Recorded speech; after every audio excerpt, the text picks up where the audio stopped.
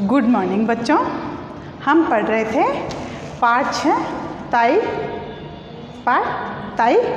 तो इसमें अब तक हमने क्या पढ़ा बच्चों कि मनोहर जो कि बाबू रामजी दास के छोटे भाई का लड़का होता है, उसे वह अपने पुत्र की तरह प्यार करते हैं। मनोहर की कोई अगर ख्वाहिश होती है, उसे कुछ चाहिए होता है, तो वह अपने ताऊ जी से जाकर मांगता है। इसी तरह उस दिन भी यही हुआ। ताऊ जी जैसे ही आए और मनोहर दौड़कर उनके पास गया और उसने ताऊ जी से क्या मांगा कि मुझे रेलगाड़ी चाहिए। जब ताऊ जी ने कहा कि तुम्हें रेलगाड़ी किस लिए चाहिए, तो उसने कहा कि मैं घूमने जाऊंगा। तब ताऊ जी ने पूछा कि तुम और किस किस को अपने साथ लेकर जाओगे घूमने। तो वह लगभग घर में सभी का नाम लेता है, लेकिन ताई का नाम नहीं लेता है। वह एक बार ताई वहीं पास में बैठी हुई होती है, तो वह उसकी तरफ तिरछी नज़र करके देखता है और ताऊ जी फिर उसे कहते हैं कि क्या तुम अपनी ताई को लेकर जाओगे। तो वह उसकी तरफ देखकर सिर्फ गर्दन हिला देता है, कोई जवाब नहीं देता, सिर्फ वह गर्दन हिलाता है।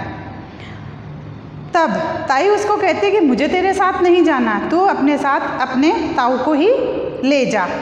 फिर भी ज़बरदस्ती ताऊ बाबू रामजी दास जो हैं वो बच्चे को रामेश्वरी जो उनकी पत्नी थी बाबू रामजी दास की, उसकी गोद में बिठाते हैं। तो वह उसको एक हल्का सा धक्का देती है, जिससे बच्चा क्या होता है, नीचे गिर जाता है।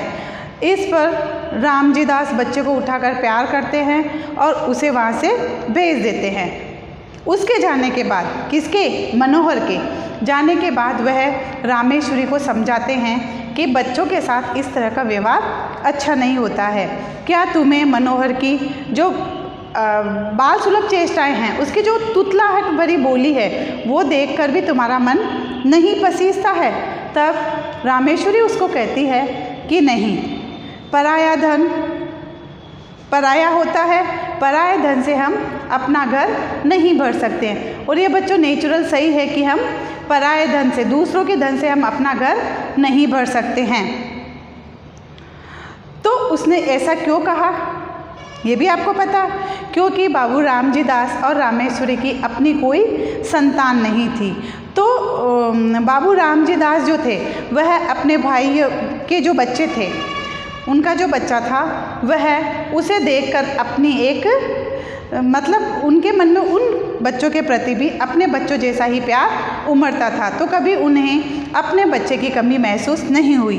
लेकिन रामेश्वरी जो थी उसे हर समय अपने बच्चे की कमी खलती रहती थी। जैसे वह इनको देखती, इन बच्चों को, तो उसे एक आभास होता था और इसी बात को लेकर रामजी दास और रामेश्वरी में खटपट सी हो जाती थी। तब राम जी फिर उसे कहते हैं कि आखिर अपना कौन होता है। जब तुम अपने सगे भतीजे को भी इस तरह से कहती हो कि अपना अपना होता और पराया पराया, तो फिर इससे ज़्यादा तो कौन सगा हो सकता है, कोई नहीं।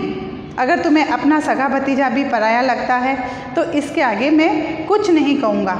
लेकिन फिर रामेश्वरी कहती है कि तुम्हें वैसे भी इस बात से कोई फ़र्क नहीं पड़ता है, क्योंकि मैं जितनी भी कोशिशें करती हूँ तुम उनमें मेरा साथ नहीं देते हो।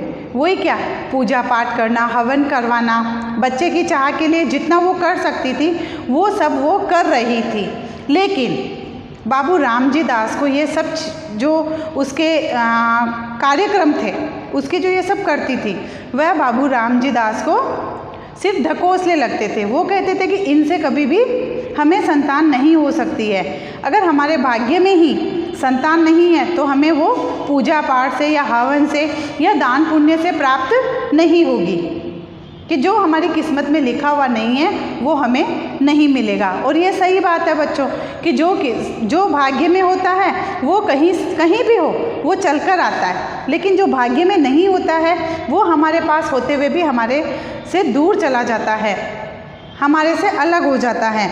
और यही बात इन दोनों के बीच में थी, लेकिन जो ताई थी वो इस बात को स्वीकार नहीं कर पा रही थी, तो वह कभी भी उन बच्चों को अपना प्यार नहीं दे पाई।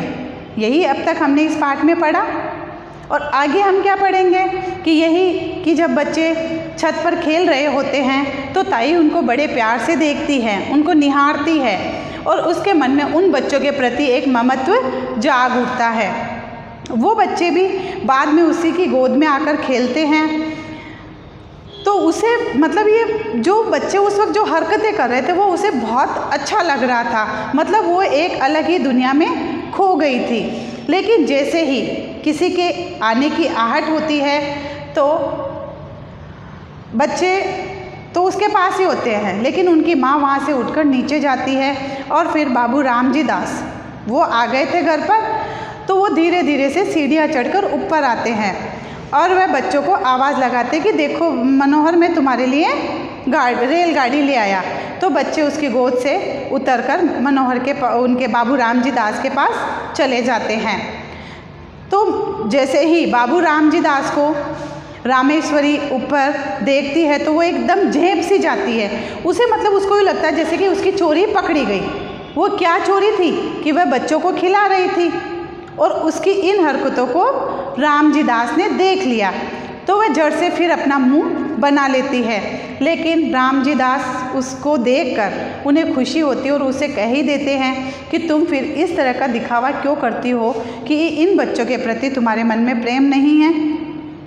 तब वह कहती है कि कोई दिखावा नहीं है और नहीं है तो नहीं है, मैं नहीं चाहती इन बच्चों को, मुझे बिल्कुल बर्दाश्त नहीं होते हैं। लेकिन एक घर में रहते हुए जब बच्चे अपने पास आएंगे, हंसेंगे, बोलेंगे तो कहीं ना कहीं उनके प्रति एक अपनापन आ ही जाता है। इन्हीं सभी बातों के चलते हुए एक दिन अचानक मनोहर छत से गिर जाता है और जो रामेश्वरी थी वो उसे बचाने का प्रयास करती है, लेकिन वह बचा नहीं पाती है। तब उसके साथ जो घटना होती है मनोहर के साथ, उसके लिए रामेश्वरी खुद को जिम्मेदार ठहराती है और वह मानती है कि मैंने इनके साथ अच्छा नहीं किया। अगर मैं चाहती तो इन बच्चों में भी मैं अपना बच्चा देख सकती थी।